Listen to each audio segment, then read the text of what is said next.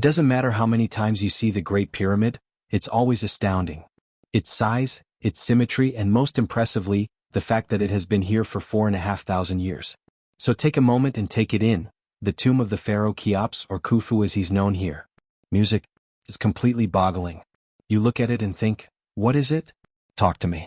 Do something. It's sort of really weird. British archaeologist John Romer first saw the Great Pyramid 40 years ago. Ever since, like so many others, he's been trying to figure out how it was built. You know, there's an old Arab saying, man fears time, but time fears the pyramids. The oldest thing in the world just stands there.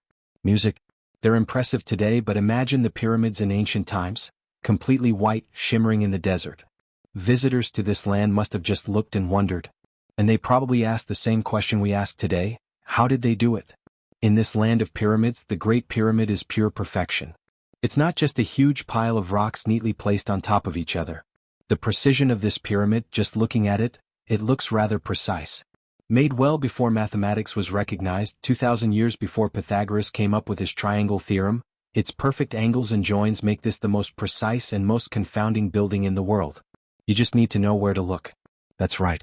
Now, this angle has to be so precise because if you're even a wee fraction of a degree out at the bottom, you're going to be yards off at the top, way up in the air. What is mind-boggling about the Great Pyramid is that it's a really complex building designed with some very simple tools, the naked eye and a piece of string. So much of it was made using a plumb bob, a string with a weight on the end. They lined it up to the stars to create one of the most accurate buildings of all time. 45 centuries later, it is still more precise than many modern skyscrapers. Survey points. Obviously, the precision was no accident. But how the ancient builders got it so right without modern equipment, no one's worked out. Until now. So what are we looking at here? Well, these are 4 survey points. They're absolutely key. By understanding how this pyramid was made, people have been tripping over these survey marks for centuries. But extraordinarily, John Romer is the first to see their significance, to crack one of the pyramid's startling secrets. This one here is really exciting. He's discovered a one-to-one plan of the pyramid mapped out on the Giza Plateau, right next to the Great Pyramid. The plan of the pyramid is the pyramid itself. Because if you really want to keep something that accurate, the way to do it is to make your plan the same size as the finished thing. By measuring out the life-size plan with string, the Egyptians were able to get their ancient calculations, cubits, perfect. Now this is the clincher. And whatever anybody says about what I'm telling you here, if they say, well, that's all rubbish, they never did this, what nobody's ever going to get away from is this. If you measure 40 cubits from that point out there, you get exactly the angle of the pyramid. Not vaguely. Not nearly. About 51 degrees, 50 minutes. So what does that tell you? What are we standing on here? We are standing on a sort of design lab. This is where they controlled the architecture of the pyramid. But John's discovery doesn't stop there. He believes he's found yet another plan, one for the inside of the pyramid. Similar to the exterior but slightly offset.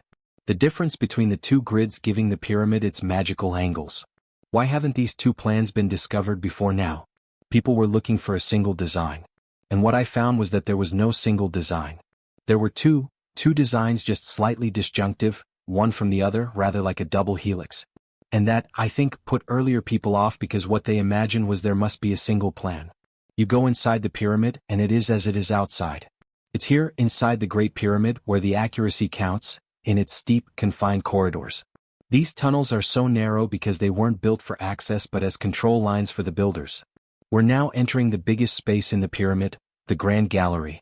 The Grand Gallery, with the majesty of its polished walls and vaulted ceiling, takes your breath away. And then we get to this, the masterpiece of the whole bloody pyramid.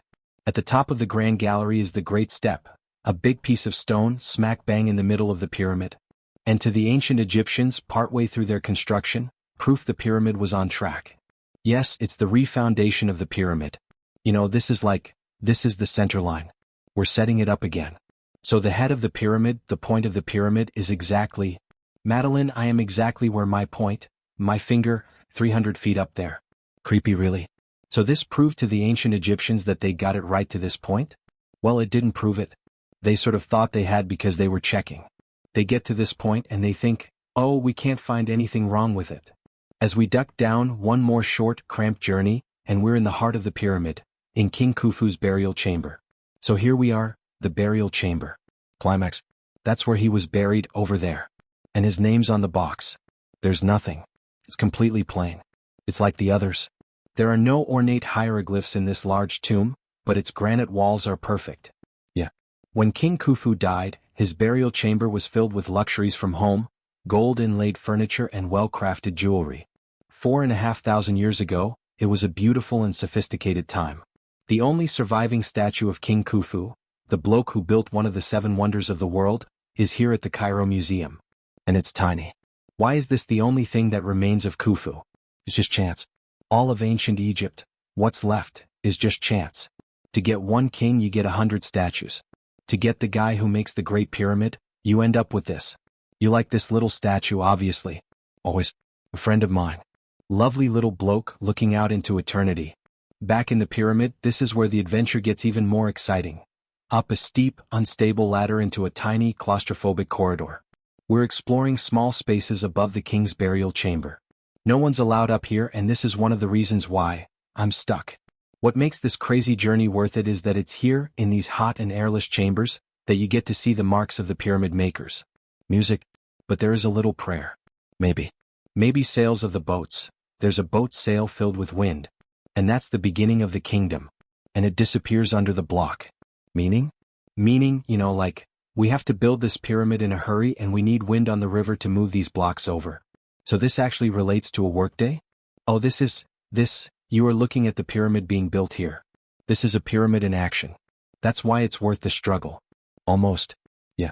You almost want to pinch yourself. Music. Hello, I'm Tara Brown. Thanks for watching.